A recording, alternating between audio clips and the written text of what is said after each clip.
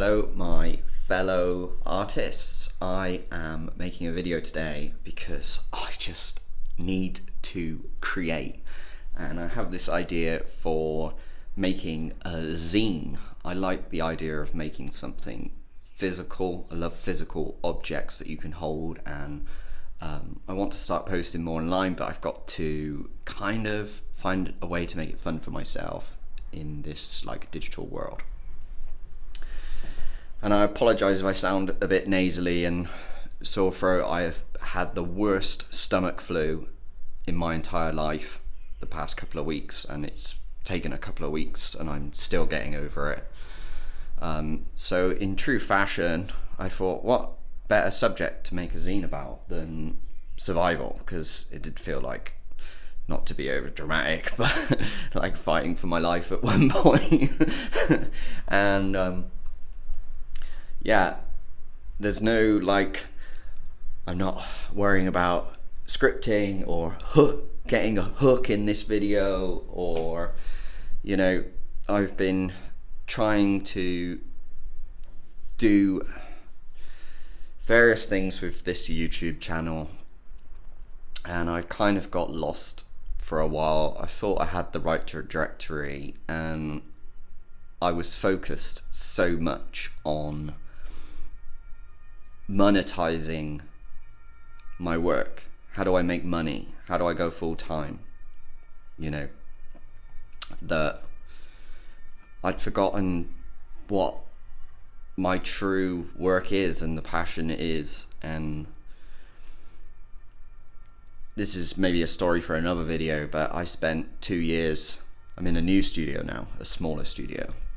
I spent 2 years in a really nice, large studio apartment, and I didn't make any art for 2 years, really, hardly at all, because I was solely focused on trying to make money in my business. And I'm going to be honest with you, I didn't make any money with my business. So it seems to me that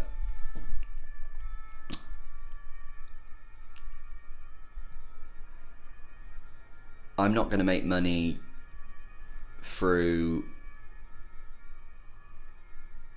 the sirens are distracting me.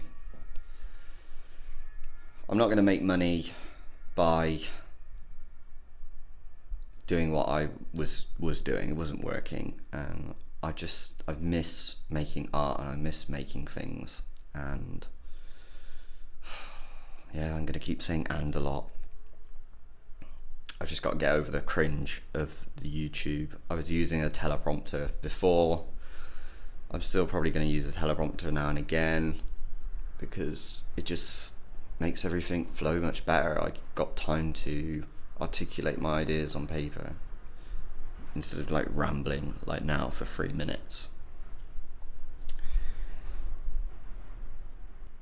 But anyway, the point of this video is I'm going to make a zine. And I got some inspiration from another creator. His name's Austin Kleon. He is a very famous writer for 3 books. The first one is Steal Like an Artist. The second one, I think I have it here. Yeah. The second one is Show Your Work. And the third one is Keep Going, 10 creative ways to keep going and not stop. So in true Austin Kleon fashion, I'm stealing like an artist, and yesterday I downloaded his free zine off the internet, which was called Read Like an Artist, 10 Tips for a Better Life with Books.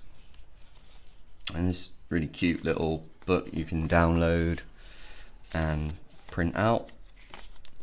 And I love how simple it is and the style. And I just had the thought, I want something really simple and easy to do that I can do in a day.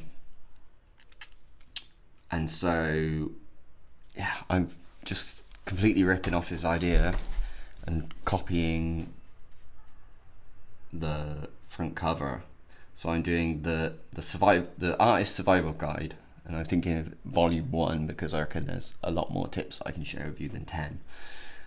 10 tips for aspiring artists, but for some reason my white paint pens just look naff on this black. So I'm thinking I might have to go to the shop and buy like a white correction pen. But yeah, I like this idea. I'm gonna move forward with it, and yeah, I'm gonna tell you the 10 tips along the way, so stick around for the 10 tips. So I decided not to go to the shop to get the correction pen and instead start brainstorming the ideas first, because I knew I was just going to the shop to procrastinate. And I'm really glad I did, because the first tip that I come up with was use what you've got. So this tip is about not letting time or money get in the way, or the lack of materials from you creating, because the thing that you have is your creativity, which is resourcefulness itself. So being resourceful is your greatest asset, and you can use that to have creative workarounds and make unique work that you wouldn't have otherwise made with the things that you've got at your disposal right now. So while thinking about that, I started looking at this zine and thinking, why doesn't the white paint marker work? Like, why isn't it working? And I realized it was soaking into the ink that I was using for the black, and I was thinking maybe it needs something more solid, more something that it won't soak into. And then I immediately thought, oh, maybe I could use some acrylic paint, which dries more plasticky. So I have some cheap acrylic paints that I use for doing backings and stuff. So I got that out, put the acrylic paint down. I got really bored, so you can see here that I went and got the hairdryer out to dry the paint really quickly. And to my amazement, the paint marker took really well, so I didn't have to go and spend any money, and yeah, I got the result that I wanted. But as you can see, I kind of thought the zine was looking too much like Austin's zine, which I wanted to use just black and white because I've got a black and white printer, and I just want it to be a simple zine. So I like this idea of using a black pen, but it's really easy to just do block capital letters and they look the same as his. So I thought, why don't I try and get my handwriting, my style in? So I did a few more variations of the front cover until I was sort of satisfied. And I've done a lot of work with like Japanese enzos and stuff before, so that was quite interesting to incorporate in this piece.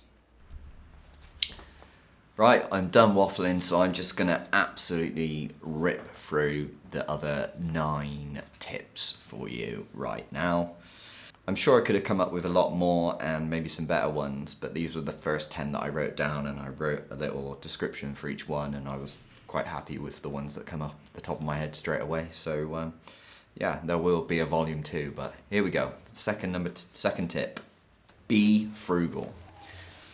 Being frugal means living below your means. If you live below your means, it means you have more time for your art, more time and more money for your art and your art materials. And if you don't have an extravagant life, then you can work less hours because you don't have to pay for that extravagant lifestyle. Tip number 3 is a bit controversial, but unless you are making money from your craft, then you do need a way to make money. So the second tip is to get a good enough job.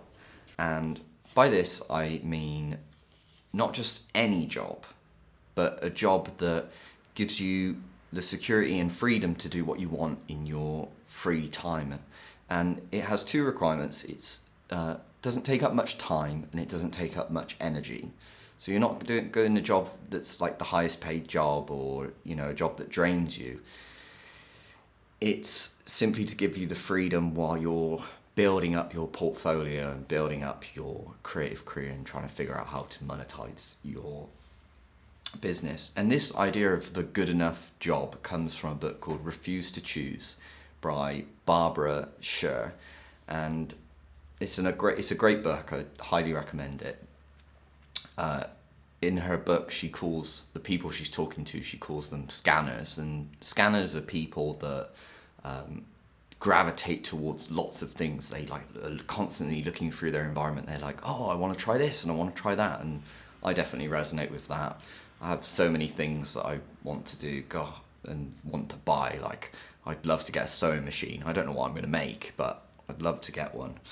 Anyway, she says, the best friend of almost every type of scanner is what I call the good enough job. It isn't your dream job, it's the one that funds your dreams. If a job isn't unpleasant, doesn't eat up more than 40 hours a week, pays well, and provides security, it can give you the freedom to do all the things you love on your own time. And I want to add that there is absolutely no shame in getting a job. Like, I've done all sorts of shit jobs, and it's taken me 10 years to get to the place where I am now, where I'm able to work 2 hours a day in a job that helps me pay for my studio, and it took a long time to get there, to get to that point where I could cut my hours down to that amount. And hopefully in the near future I'll be able to cut them down to zero, and live fully off my creativity. But right now, 2 hours a day teaching English is a pretty good deal, and I have enough money from that to rent a studio and do what I want to do. So be creative with finding a way to fund yourself. Right, tip number 4 is to use your art itself as a survival tool. The health benefits of making art, especially mental health benefits, are outstanding. You know how you feel when you haven't created in a long time. It's just like there's something burning inside of you. You feel dead inside, and just, it's horrible. So, we don't just want to survive, we want to thrive, we want to feel good. And, if creativity makes you feel good, then, you've got to find the time to do that. I've got here that, if creativity stops you from falling into depression or drinking yourself into a rut or gambling your savings on some get quick rich scheme, then, you just got to take the time to do the art. Number 5 is to remember that creativity is not optional. Creativity is not optional. What do I mean by that? Life itself is a creative act. You have way more control than you think over life. There are things that are outside of your control, but if you take full responsibility for the things that are in your control, it's amazing how far you can push the life in the direction that you want it to go. Even if it's an uphill struggle, even if it's a battle, even if it takes a long time, it's better to think in a longer time horizon and make better decisions than thinking short term. And over time, you will get to the life you want by creating things in this world. I think of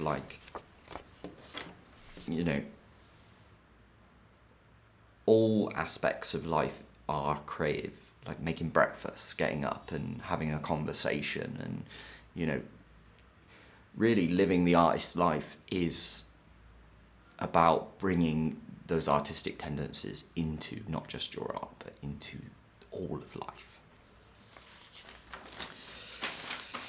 Number 6 is improve your luck. Now, this is an interesting one. Like, luck isn't actually as random as you think, and you can actually become more lucky. And what do I mean by that? Yeah, you have to be in the right place at the right time, but you can increase your chances of being in the right place at the right time by doing more things that will create those opportunities for you. So if you want to get your work in a gallery, then you should go and visit more galleries, talk to the curators at those galleries, network with people. You can post more online. The more you post online, the more opportunities you have to be discovered, or whatever it is your goal is. You can increase your luck by going out there and taking action and not just sitting down. And I actually wrote something really funny in the zine for this. I wrote, you can't just sit in a lotus position, sort of law of attraction, visualizing the thing coming. That stuff is useful, but you have to actually go and take action if you want to, really manifest stuff in your life. And I found an interesting picture for this. Let me go and grab it. Talking about sitting in a lotus position, I remembered I had an old sketch of me, and this is when I was, you can try and sketch the ideal life you want into reality as well. And this is quite embarrassing, but I thought I'd put it in the book because it's quite funny. Is this picture of me a long time ago when I used to have a bit longer hair, of when I wanted to be a yogi, and I thought I want to be a spiritual master or something. And there's a picture of me, and it's quite funny. The quote that I wrote under this picture goes perfectly with this idea, and that is from Professor Steve Peters from the book The Chip Paradox. He says, to develop yourself into the real you will take time and effort. The characteristics that you want to flourish within you need action plans to bring them out. So that's the message I want to leave you. If you want to become that person, the full-time artist, the creator, it takes time and energy, and you have to work on that. So go and do that. Right. Tip number 7 is follow your intuition. Art is a risk and a gamble into the unknown if you're taking challenging steps to break grounds and do something interesting. Not everything you make is gonna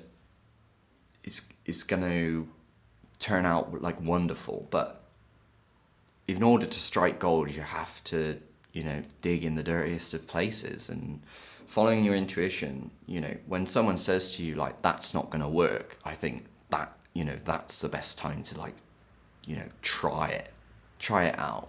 If they're saying it's I've had so many art teachers in the past that say, oh no, you can't do it that way, don't do it that way, and then I've rebelled against them and done it anyway, and then they've always been quite shocked and surprised at wow, I didn't think it would turn out like that.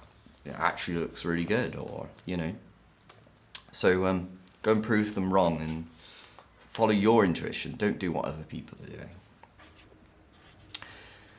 Tip number 8 is to show up. You have to every day consistently show up for your art practice, because amateurs just do it when inspiration strikes, when the energy is not there. But if you want to be a professional, you need to have the discipline to sit down. And Stephen Pressfield puts it best in his book, not The War of Art. He has another book called Put Your Ass Where Your Heart Wants to Be, and that's that frames it up really. It's hard to do the work sometimes, and you just got to sit down and do it. So show up for yourself, because you're worth it. Tip number 9 is to carry a notebook everywhere. And I just got a brand new notebook, and I'll show you in a sec. But, get a really nice little pocket notebook that fits in your pocket. Don't use your phone for notes. You can in a pinch, but it strips all the personality out of it. There's actually more meaning and connection when you write something down physically. You can remember where you are in time and space when you are writing it down, but the formatting of digital notes removes all that memory from it. And a nice notebook, you can draw in it, you can sketch, you can diagram, you've got a bit more freedom. And it's also quite nice to have a book with your thoughts in, that you can, when you're on the train or on the bus or wherever, you can waiting in line at the coffee shop, you can get that out instead of your phone, and you can read through your old thoughts and see what you're thinking and whether there's anything interesting there creatively for you to pursue, and that keeps the creativity going rather than, you know, doom scrolling away. So that's definitely a plus of keeping a notebook. And the last one, number 10, is to play. You know, keep it light and fun. Be curious, go and explore. Playfulness is kind of just the role of the artist. Like, you have to, you know, children learn through play, and you will learn how to make your work through playing, through experimentation.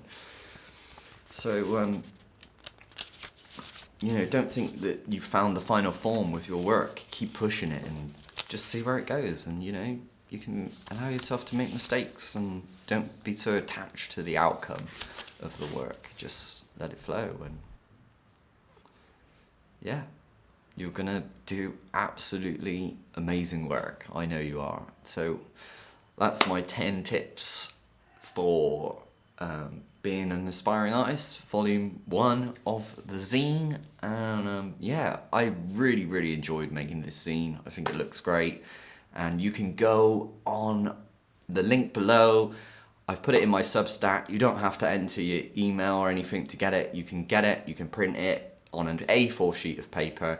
Make sure that it's my max sets the printing area to 97%, which is wrong. You need to set it to 100% so it prints correctly. And then, yeah, there's a little video on the Substack that shows you how to fold it up. And yeah, you can go and get it, print it out, put it in your pocket, and carry it around with you. And then you've got these 10 tips that I've just given you in video form in your pocket whenever you need them. And that's all I have for you today. Go and have a nice day, and I will see you in the next one.